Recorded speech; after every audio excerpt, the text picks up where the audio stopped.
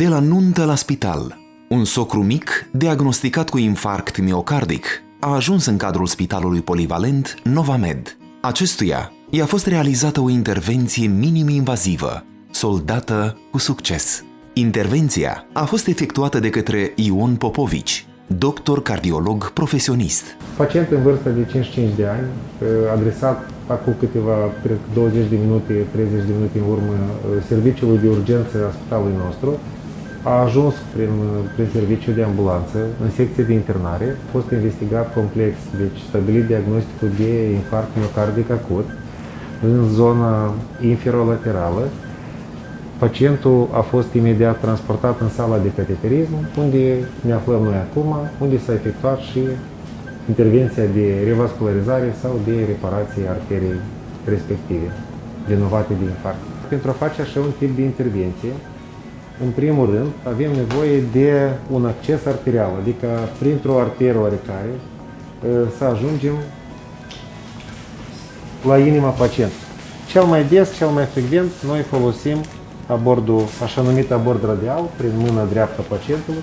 Poate fi folosit una prin mâna stângă sau la fel e de comod, sau poate și mai comod, de folosit o arteră femorală, una la picior.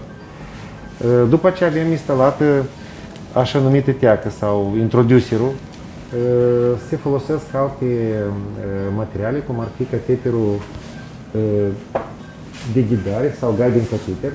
Cu ajutorul acestui cateter se poate ajunge prin mâna pacientului în aortă și respectiv și în artera coronariană sau în arteriile coronariene a unui om. După care, cu dispozitive foarte finuțe, care se numesc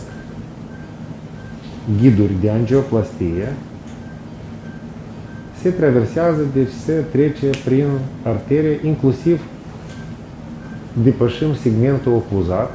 După ce trecem cu ajutorul cateterului de ghidare prin vasele pacientului, de obicei se practică o manevră, dacă vorbim de faza acută sau de infarct miocardic acut, se practică o manevră care se numește tromboaspirație, menită să absoarbă toată masa trombotică aflată în arteriile unui pacient cu infarct.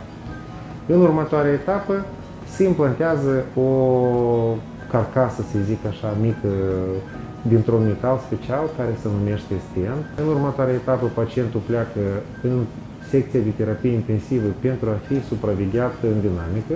Maxim de curs de 3-4 zile, pacientul poate fi transferat de pe terapie intensivă în salon obișnuit. Unii mai stă încă câteva zile, după care poate fi externat acasă. Aici au fost nunta la fete, și a doua zi, dimineață, la zamă. Și a început o durere aici, în gât, să am puternică, m-a usturat o madă, dar așa durere cum te refrigi, cum ai mâncat ceva echiparat.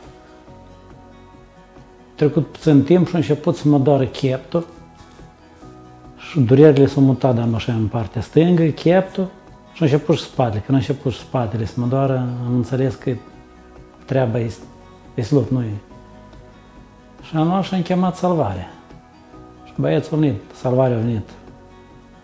M-a luat și m-a dus direct aici la spital. Mulțumim la doctori că nu a fost intervenția lor, poate azi nu mai vorbim cu singuri. Dar au făcut tot ce au putut și m-au salvat. Mi-au dat o șansă. Și mulțumesc foarte frumos, din tot sufletul că am nepoți și vreau să-i ved și mai departe. Datorită asistenței profesioniste acordate la timp, pacientul a fost externat cu succes.